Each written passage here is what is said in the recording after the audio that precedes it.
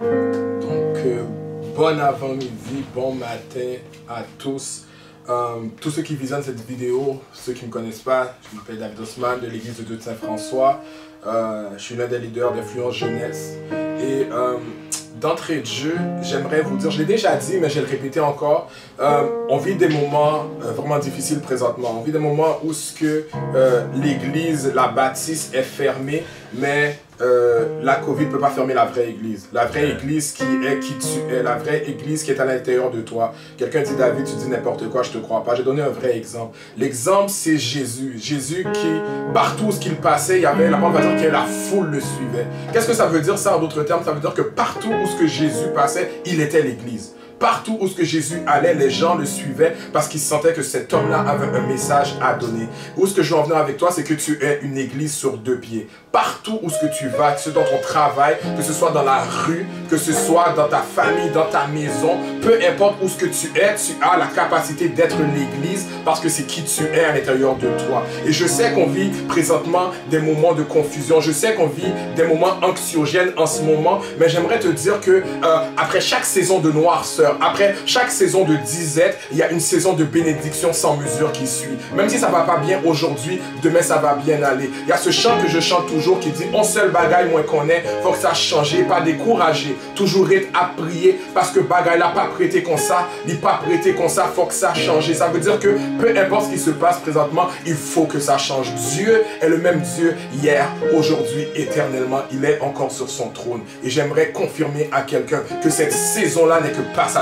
Cette saison-là est juste là pour un instant, mais certainement elle a une fin. Parce que celui qui a le livre dans nos vies s'appelle Jésus, s'appelle Dieu. Et il y a un plan pour tout le monde et pour l'humanité, pour toi et moi.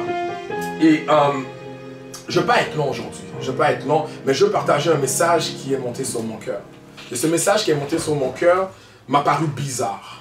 Il m'a paru bizarre parce que, qu'est-ce qui est venu de mon cœur, c'est que la sainteté, c'est facile. Oui.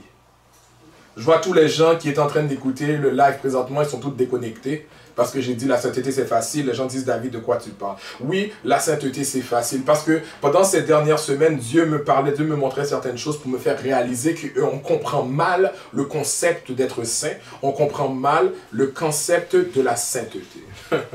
Qu'est-ce que je veux dire par là? C'est qu'on a passé toute notre vie à nous battre contre le péché. Toute notre vie, on a été conditionnés à ne pas vouloir pécher, à marcher dans la droiture. Mais le problème ici, c'est que cela nous a conditionnés à fuir le péché. Cela nous a conditionnés à fuir le péché. Mais quelqu'un dit il y a un problème. Écrit, je ne sais pas dans les commentaires, mais dit il y a un problème. Il y a un problème parce que le problème ici, c'est que quand tu pêches, tu te sens tellement mal que tu fuis et tu te caches. Et ce sentiment de culpabilité te ronge jusqu'à te faire t'éloigner de Dieu. Donc maintenant, qu'est-ce qu'on doit comprendre? C'est qu'on nous a appris à nous battre contre le péché, mais on ne nous a pas appris à nous battre contre la culpabilité. On a appris à nous battre contre le péché, mais on n'a pas appris à nous battre contre ce sentiment qui nous fait sentir moins que rien. On va revenir sur ce point-là après, mais quelqu'un doit dire Amen à ça. Amen. Amen à ça. Amen. J'aimerais voir avec toi, avec vous ici, juste en quelques minutes. Je ne vais pas être long parce que ce message est direct. Je suis saint. Le titre de mon partage aujourd'hui, c'est « Je suis saint ». C'est tout. Je suis saint.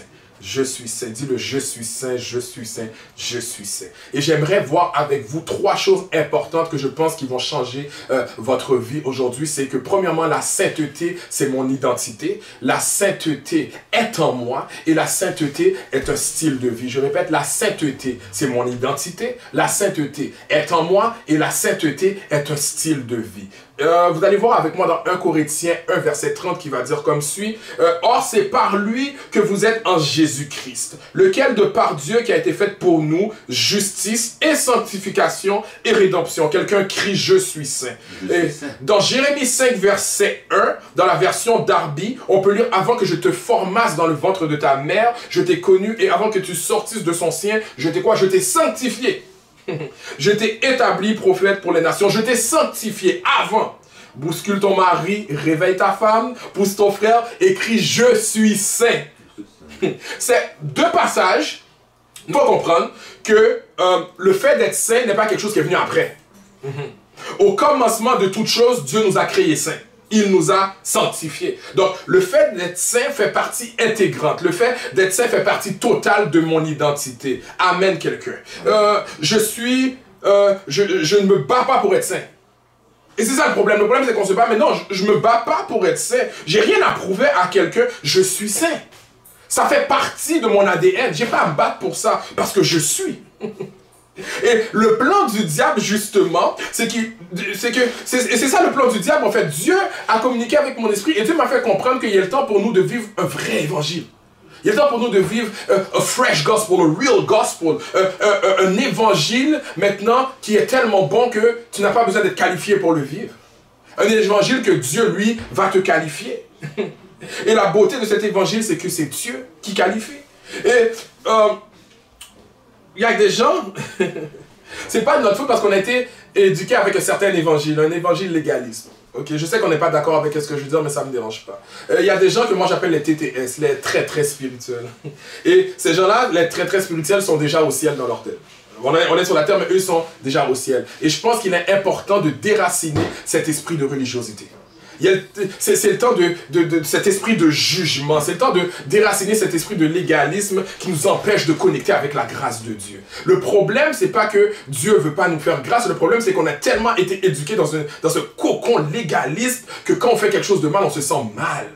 Puis on va pas à Dieu, puis on continue de plus en plus de notre péché. Mais j'aimerais donner une bonne nouvelle à quelqu'un pour dire que maintenant, Dieu veut que sa grâce puisse être dans ta vie. Dieu veut te donner sa grâce dans ta vie. Ah oui, qu'est-ce que je veux dire par là? Mais il faut prendre note. La grâce de Dieu n'est pas un laisser-passer pour pécher, mais la grâce de Dieu est l'antidote au péché. La grâce de Dieu n'est pas une excuse pour vivre dans le péché, mais bien au contraire, la grâce de Dieu te retire du péché. Personne ne peut vaincre le péché sans la grâce de Dieu. C'est impossible. La grâce de Dieu, on a souvent cette mauvaise compréhension que ça veut dire que je peux faire n'importe quoi, puis Dieu me pardonne. Non, c'est pas ça que ça veut dire. Ça veut dire que j'ai besoin de la grâce de Dieu pour sortir de mon péché, parce que je ne suis pas assez fort moi-même. J'ai besoin de la grâce de Dieu pour sortir de la culpabilité, parce que sinon, moi, humainement, je ne suis pas capable. J'ai besoin de la grâce de Dieu dans ma vie pour me faire comprendre que je ne suis pas un moins que rien, mais que je suis appelé de Dieu. J'ai besoin de la grâce de Dieu. Quelqu'un dit, j'ai besoin de la grâce de Dieu. Être saint, c'est facile, parce que c'est qui je suis. David, tu joues avec des choses sérieuses. C'est ça que j'aime pas avec toi, David, tu dis toujours n'importe quoi. Ça ne dérange pas, même si tu n'aimes pas ça. Le mandat que Dieu m'a donné, c'est un mandat de déraciner toutes les vieilles choses qu'on n'a pas compris, toutes les choses religieuses qui nous empêchent de pouvoir vivre l'évangile de Christ. La sainteté est en toi. J'ai dit premièrement que la sainteté, c'est ton identité, mais deuxièmement, il faut que tu comprennes que la sainteté est en toi. Dans 1 Jean 4,4, ça va nous dire, vous, petits enfants, vous êtes de Dieu, et vous les avez vaincus, parce que celui qui est en vous, alléluia, celui qui est en vous est plus grand que celui qui est dans le monde. Celui qui est en vous, pas derrière vous, pas à côté de vous, mais celui qui est en vous. Alléluia. Celui qui est en vous. Ça veut dire que, pour moi, quel non-sens de dire que celui qui est en moi est saint, mais moi, je suis un moins que rien. Quel non-sens de dire que celui qui est en moi est saint, mais moi je suis le plus sale de tous. On a cette mauvaise conception que, oh moi je suis sale, je suis pas bon, je suis ci, je suis ça. Je comprends, oui, à la base on va dire que tout le monde est né pécheur, je comprends tout ça, mais je suis né saint aussi. On doit arrêter de juste prendre les mauvaises parties et de prendre les bonnes choses aussi. Le problème, c'est qu'on prend juste la mauvaise partie qui va dire on est pécheur, on n'est pas bon, on est ci, on est ça. Mais on refuse d'accepter aussi l'autre partie qui va dire on est saint, on est choisi, on est établi. Mais on ne prend pas cette partie-là. Pourquoi? On a une mauvaise manie de prendre les mauvaises choses seulement puis de garder les bonnes choses pour les autres. Non, moi, je suis saint. Celui qui est en moi est saint. Donc ce serait un non-sens de dire que celui qui est en moi est saint et moi je suis le pire de tous. Ça ne fait pas de sens. Tu as le Saint-Esprit de Dieu en toi. Et grâce à son Saint-Esprit, cela te sanctifie. Grâce à son Saint-Esprit, maintenant tu peux dire, je suis quelqu'un de saint. Tu n'as pas besoin d'avoir peur de t'identifier comme saint. C'est ce que tu es. Tu travailles pas pour être saint, tu as l'Esprit de Dieu en toi. Donc, tu es saint. Et jour après jour, tu apprends à marcher dans cette sainteté. Et si jamais tu tombes, cela ne fait pas de toi quelqu'un qui n'est pas saint, cela ne fait pas de toi quelqu'un qui est sale, mais c'est juste que tu es en train de te développer et d'apprendre. C'est tout. Ah, quelqu'un dit, ok, pas de problème. Je donne un autre exemple, Tu appliques pour un emploi, on va dire de peintre automobile. Tu as l'emploi, donc qui fait que tu es peintre automobile. Le titre que tu as, c'est peintre automobile, c'est qui tu es. Maintenant, pendant que tu es peintre automobile, maintenant, tu dois travailler dans ton entreprise. Pendant que tu travailles dans ton entreprise, tu as des formations. Ok, parfait. Mais maintenant, cette formation-là, ça sert à quoi? Ces formations-là ne servent pas à faire de toi un peintre automobile, ça sert à te faire te développer davantage. Maintenant, les formations t'aident à mieux faire ton travail. Mais tu es un peintre automobile, peu importe, même si ton travail est bon ou il n'est pas bon, tu restes quand même un peintre automobile. Où ce que je veux en venir, c'est que pendant que tu marches, tu es sain. Tu es sain et pendant que tu marches un jour à la fois, tu te développes et tu développes en toi la sainteté. Mais tu restes sain. Maintenant, j'ai besoin de chasser cet esprit de religiosité, cet esprit de légalisme qui t'empêche de recevoir ce message de délivrance. J'ai volé, mais je ne suis pas un voleur. J'ai menti, mais je ne suis pas un menteur. Le problème, c'est qu'on s'étiquette avec ce qu'on a fait. Ton erreur n'est pas ton identité. Ton erreur n'est pas ton identité. Oui, tu as volé. Oui, c'est vrai, tu as fait quelque chose, mais je ne peux pas dire maintenant que tu es un voleur. Si je dis que tu es un voleur, ça veut dire que tout le restant de tes jours, tu es un voleur. Et tu ne peux pas changer. C'est faux, c'est archi faux. Tu as volé, mais le fait que tu as volé n'est pas ton identité. Ton erreur n'est pas ton identité. Tu es saint, tu es saint, tu es saint. J'ai commis une mauvaise action, c'est vrai, mais mon erreur n'est pas qui je suis. La raison pourquoi ce message est difficile à comprendre et la raison pourquoi peut-être mon message est difficile à accepter, c'est parce qu'on a appris, comme j'ai dit plutôt, à combattre avec le péché, mais on n'a pas appris à combattre le sentiment de culpabilité. On n'a jamais compris que le vrai ennemi, maintenant, c'est pas le péché.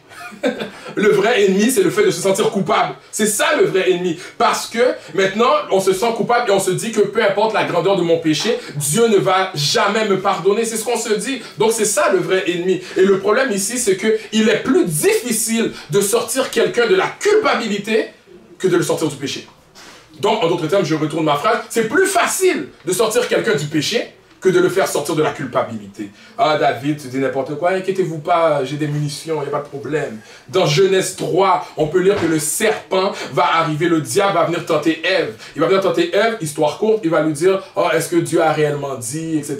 Et Ève, maintenant, elle va douter et ils vont consommer le péché. Qu'est-ce qui est arrivé? On va lire les versets 8 à verset 10. Genèse 3. Alors, versets 8 à 10. Alors, ils entendirent la voix de l'Éternel Dieu qui parcourait le jardin vers le soir. Et l'homme et sa femme se cachèrent loin de la face de l'Éternel Dieu, au milieu des arbres du jardin. Mais l'Éternel Dieu appela l'homme et lui dit, « Où es-tu » Il répondit, « J'ai entendu ta voix dans le jardin et j'ai eu peur parce que je suis nu et je me suis caché. » Le diable, premièrement, n'a pas emmené le péché sur la terre, mais il a amené le doute. Et après avoir emmené le doute, il a amené la culpabilité. Parce que le diable avait compris que sortir du péché, c'est pas ça le gros challenge. Mais si je réussis à les faire douter, et si je réussis à les ronger par la culpabilité, alors ils vont rester dans leur péché. Il y a une différence maintenant. C'est à cause de ça qu'on reste dans le péché. Le réflexe d'Adam et Ève a été de courir et de se cacher de la présence de Dieu plutôt que de courir à ses pieds. Donc c'est ce que le diable a apporté. C'est pas le péché premièrement, mais il a apporté ce sentiment de culpabilité qui faisait en sorte que eux, ils se sont cachés de la voix de Dieu. Mais tu sais qu'est-ce qui est incroyable dans ce texte? C'est que le texte va dire, quand tu regardes un peu plus loin, c'est que c'était la nuit. Même s'ils étaient nus, ils auraient pu avoir la conception de dire que Dieu va pas voir.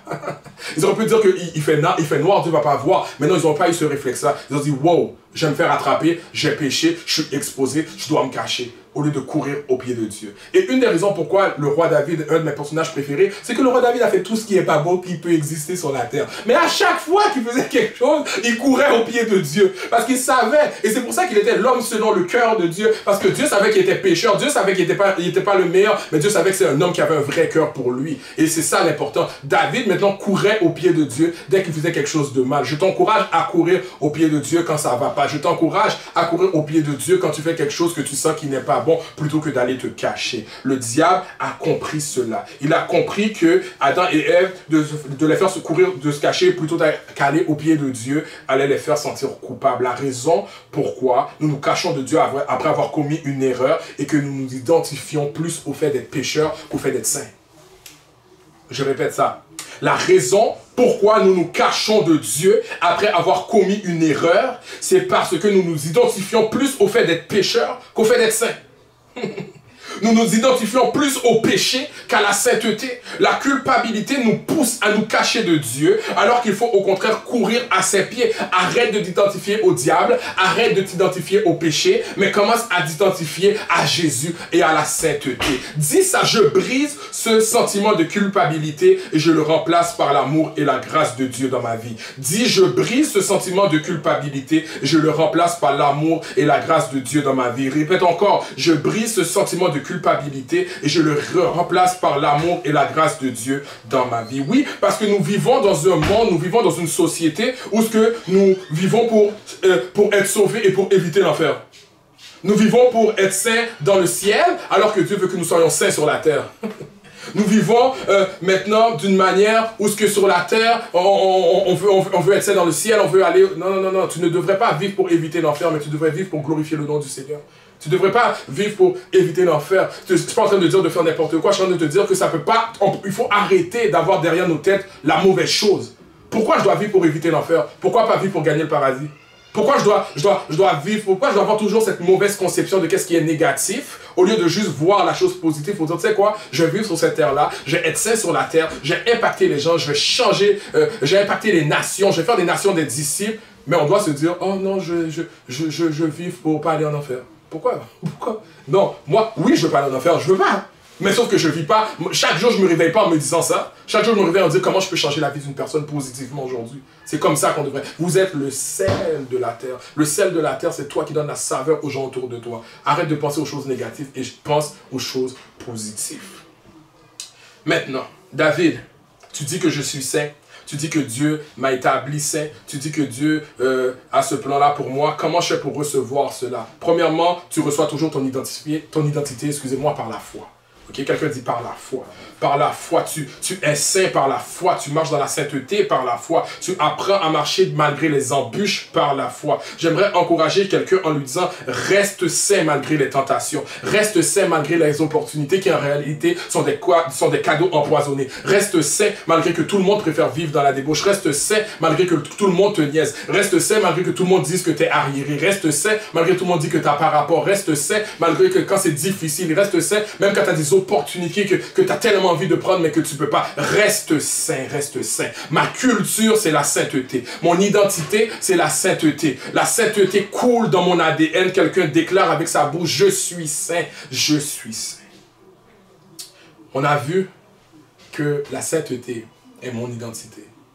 Je suis saint, je suis né saint, c'est qui je suis. On a vu que la sainteté c'est en moi, j'ai l'Esprit de Dieu en moi. Et maintenant on va conclure en disant que la sainteté est un style de vie, un style de vie. Romains 12, verset 1 va dire, je vous exhorte donc, frères, par les compassions de Dieu, à offrir vos corps comme un sacrifice vivant, saint, agréable à Dieu, ce qui sera de votre part un culte raisonnable. Jésus était un sacrifice vivant. Arrête de regarder à gauche et à droite, et l'exemple que tu dois avoir dans ta vie, c'est l'exemple de Jésus-Christ. Celui qui s'est fait homme sur cette terre-là pour venir prendre nos péchés sur son dos. Il était un sacrifice vivant. Il avait compris qu'il n'est pas son corps, mais qu'il est qu'est-ce qui est à l'intérieur de son corps. Il avait compris qu'il est saint. Les personnes saintes acceptent que leur corps ne soit pas à eux. Jésus fut tenté en toutes choses. Jésus fut tenté dans tout, dans son intégrité, dans sa façon de penser. Jésus fut tenté par des plaisirs qu'il aurait pu expérimenter. Jésus fut tenté en toutes choses, mais il est resté saint. Il est resté saint parce que être saint, c'était pas une mode. Être saint, c'était pas juste pour faire belle figure. Être saint, c'est son style de vie. Être saint, c'est son identité. Être saint, c'est qu'est-ce qu'il veut véhiculer comme message. Et le fait que Jésus est un homme qui est resté saint, le fait que notre Dieu est un Dieu saint, soyez saint car je suis saint, le fait que notre Dieu est un Dieu comme ça, ça fait en sorte que maintenant le message a du pouvoir. Le message aurait tellement de pouvoir si tu acceptais ton identité, si tu comprenais que tu n'es pas un moins que rien, si tu comprenais que Dieu t'élève en stature, si tu comprenais que Dieu ne t'a pas créé sur cette terre pour le petit pain, alors on aurait un impact plus grand parce que tu aurais accepté ton identité. Tu n'es pas mauvais, tu n'es pas quelqu'un de sale, tu n'es pas quelqu'un de moins que rien, mais tu es quelqu'un de saint. Dieu t'a établi, Dieu t'a sanctifié pour son service. Accepte ta sainteté parce que c'est ton identité. Avant de conclure, j'aimerais que ceux qui écoutent, ceux qui visionnent ce message puissent baisser la tête où ils sont, puissent se mettre à genoux, peu importe là où ils sont, et commencer à prier. Faire une prière pour dire, Seigneur, J'ai trop longtemps cru que j'étais pas bon. Et j'ai trop longtemps cru que n'y avait pas d'espoir pour moi, il n'y avait rien de positif pour moi. Mais Seigneur, aujourd'hui, je veux accepter mon identité. Je suis saint. Seigneur, aujourd'hui, je veux accepter qui je suis. Je suis appelé. La sanctification, la sainteté, dis-je bien, est mon identité. La sainteté est en moi et la sainteté est mon style de vie. Ferme tes yeux, j'aimerais prier avec toi aujourd'hui. Seigneur Jésus, je te remercie pour ce partage, Seigneur Jésus. Je te remercie pour ce message, Seigneur, que tu as mis dans mon cœur, Seigneur Jésus. Père, il y a une personne, Seigneur Jésus, qui ici, malheureusement, Seigneur, vit, Seigneur, sous un joug, Seigneur Jésus, de légalisme. Je te prie que cette personne-là, que tu puisses avoir communiqué avec son cœur pour la faire comprendre qu'elle n'est pas moins que rien, pour la faire comprendre qu'elle n'est pas, Seigneur Jésus, un échec, pour la faire comprendre, Seigneur Jésus, que par contre, elle est sainte, Seigneur Jésus. Il y a des gens ici qui ont fait plusieurs erreurs, il y a des gens qui ont fait plusieurs péchés, Seigneur Jésus, et la culpabilité les a rongés, Seigneur. Jusqu'à aujourd'hui, la culpabilité les ronge encore, mais dans le nom puissant de Jésus-Christ, je prie au Dieu qui brise les chaînes, je prie au Dieu qui pense les blessures, je prie au Dieu qui fait tomber les barricades, et je prie, Seigneur, que tu puisses maintenant, Seigneur Jésus, briser, Seigneur Jésus, cet esprit de culpabilité, briser, Seigneur Jésus, cette mauvaise pensée qui les garde liés à leur péché, Seigneur Jésus. Mais Seigneur, je prie, Seigneur Jésus, pour un renouveau spirituel. Je prie, Seigneur Jésus, pour un changement dans leur vie. Je prie pour une prise de conscience et pour un changement de mentalité, Seigneur Jésus. Père, Seigneur Jésus, nous ne sommes plus esclaves du péché. Père, Seigneur, ils ne sont plus coupables, Seigneur Jésus. Leur erreur, Seigneur, n'est pas leur identité, Seigneur. Aujourd'hui, Seigneur, on déracine cet esprit, Seigneur Jésus, de culpabilité et on le change par ta grâce, la grâce de Dieu, la grâce de Dieu, la grâce de Dieu. Que ta grâce, Seigneur Jésus, puisse venir toucher, Seigneur. Que ta grâce, Seigneur Jésus, puisse venir, Seigneur Jésus, transformer. Que ta grâce, Seigneur Jésus, maintenant puisse nous sortir du péché afin d'expérimenter une pleine sainteté. Père, Seigneur, nous voulons être saints, Seigneur. Nous voulons, Seigneur Jésus, développer cela avec toi, Seigneur. Permets-nous de comprendre que nous n'avons pas à nous battre pour être saints, mais nous sommes saints. Et maintenant, tu nous permets de nous développer, cette sainteté jour après jour, un jour à la fois. Merci, Seigneur, que nous, Seigneur Jésus, dans le nom puissant de ton Fils Jésus, j'ai prié qu'une personne est libérée maintenant. Amen.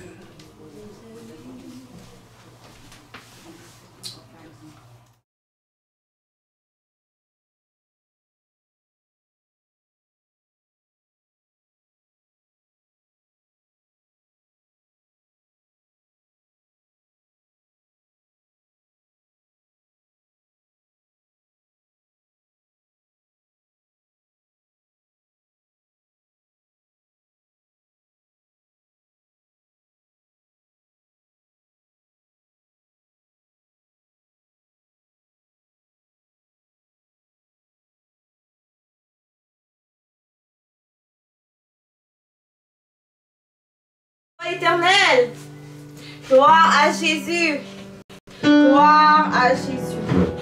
Donc, le frère David parlait de sanctification. Pour ce dernier chant, nous allons chanter le 32, Mélodie joyeuse. Envie bouger, tu parles la paix, couillon rivière qui paraîtait, difficulté, au conflit, mais Jésus là est ça.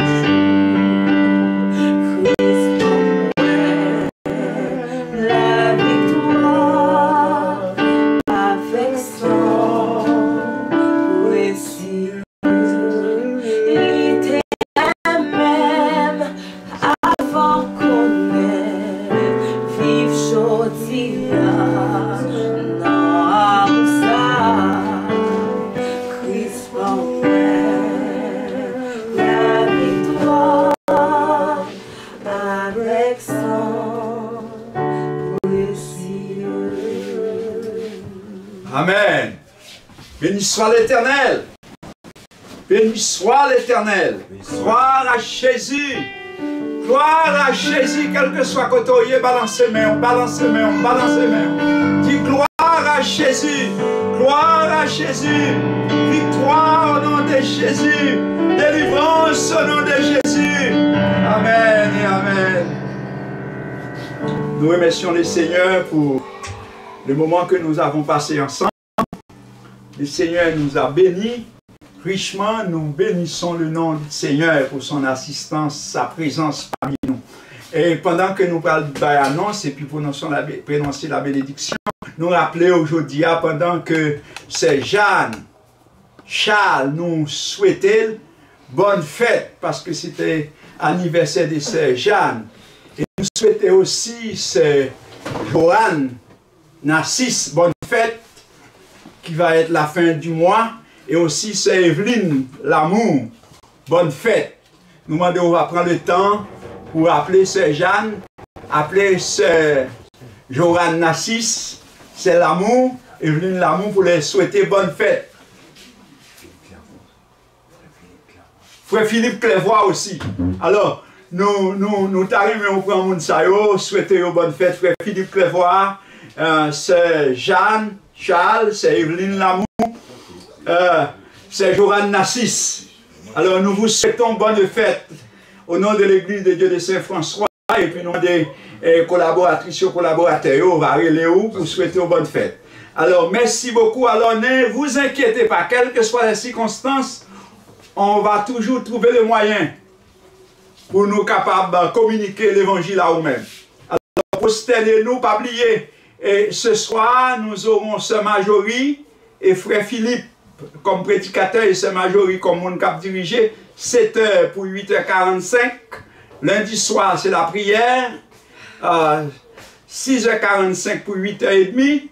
Mardi soir et mardi matin c'est jeunes. Mardi soir c'est études bibliques. Mercredi soir c'est les dames. Jeudi c'est les jeunes. Et samedi c'est les frères. Et samedi matin c'est jeunes. Et puis samedi soir c'est les frères encore qui a fait réunion. Et dimanche matin si Christ a à revenir, nous allons joindre encore sur YouTube. Nous allons joindre sur Internet. Nous allons joindre encore sur l'INAN, pour nous capables de continuer à travailler jusqu'à ce que le Seigneur revienne.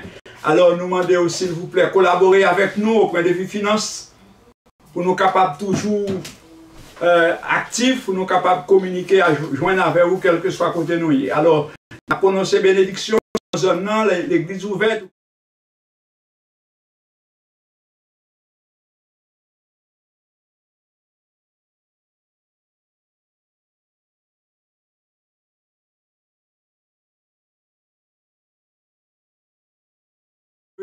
Nos frères et sœurs sur Internet.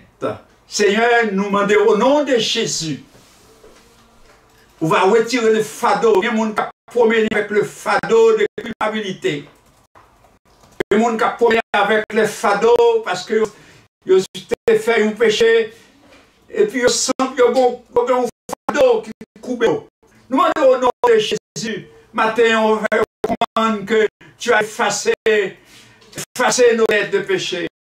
Tu as effacé nos culpabilités.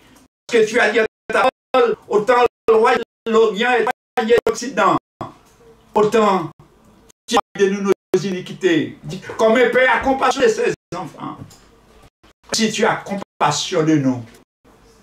Tu as dit de ta parole, Seigneur, si tu gardes le souvenir de nos iniquités qui pourra subsister. Seigneur, nous disons merci. Merci que ton nom soit béni, dès que nos péchés, dès que nos iniquités sont effacés. Merci dès que nous vivons en nouveauté de vie avec toi. Merci dès que nous sommes prêts, ô notre Dieu, quel que soit le moment où la trompette sonnera, et nous te dirons, nous voici, Seigneur, parce que nos péchés sont effacés, nos iniquités sont expiées, et nous marchons en nouveauté de vie. Merci, Seigneur. Merci, merci pour la dette de nos péchés. Merci pour la dette de notre transgression. Merci, merci, merci encore. Que cette journée soit une journée nouvelle. Une journée de bonnes nouvelles. Que ta grâce accompagne tes enfants. Que ton assistance nous rejoigne, Seigneur. Quel que soit côté nous, dans la chambre, dans le salon, dans la salle à manger, dans la salle, quel que soit côté nous, Seigneur, nous te disons merci de ce côté visiter nous à terre. Et nous aimerions rester toujours avec toi, toujours sentir ta présence. Seigneur, pas éloigner nous, pas couper nous présence sous, parce que nous pas qu'à gérer les navires sans présence sous. Seigneur, fais-nous grâce, fais-nous grâce, fais-nous grâce, touchez-nous, donne-nous le goût de vivre. Bon-nous, notre Dieu, l'appétit de t'entendre ta parole, l'appétit de prier, l'appétit, oh notre Dieu, de lire ta parole, parce que parole ou gon vitamine là-dedans, parole ou, oh notre Dieu, qui pouvoir pour lui capable de nous en sainteté, que nous, oh notre Dieu, en nouveauté de vie. Nous bénissons, merci Seigneur, pour l'école du dimanche ce matin. Pas frère Luc, merci pour celle Laetitia qui dirige, merci pour frère David. Seigneur, nous te pour Valérie qui est toujours là avec nous, pour garder techniquement la possibilité pour que tout le monde puisse bénéficier de la parole. Nous te demandons au notre Dieu de bénir sa famille, de bénir ses enfants. Seigneur, pourvu aux besoins de l'Église. Seigneur, pourvu aux besoins de tes frères et sœurs. Seigneur, pourvu aux besoins de tes enfants. Quelles que soient les circonstances, nous savons que tu es capable et tu le feras. Seigneur, c'est grâce à tes interventions, c'est grâce parce qu'on soutenu nous capables de jusqu'ici. L'Éternel nous a secourus. Jusqu'ici, ta main puissante est avec nous. Jusqu'ici, nous n'avons rien à craindre. Jusqu'ici, nous n'avons rien à te complaindre. Parce que Seigneur, tu es avec nous. Nous avons senti ta présence. Nous avons senti, oh notre Dieu, que nous ne sommes pas seuls avec cette pandémie. Nous ne sommes pas seuls. Tu es avec nous. Tu nous consoles. Tu nous consoles. C'est ta promesse, Seigneur. Tu tiens ta promesse. Je suis avec vous tous les jours jusqu'à la consommation des siècles. Merci, Seigneur, parce que tu es un Dieu qui garde ta promesse. Que ta grâce soit sur nous, comme nous espérons en toi. Telle est notre prière, notre supplication, au nom, par le mérite de Jésus-Christ, à qui revienne la gloire, l'honneur, l'orange, la majesté au siècle des siècles. Que le Seigneur Jésus-Christ, dans toute sa puissance, fasse lui sur nous sa lumière, qu'il nous éclaire, qu'il nous donne l'esprit de discernement, afin que nous puissions de faire le distinguo entre le faux et le vrai. Qu'il soit béni, que les œuvres bénissent. Amen. Amen.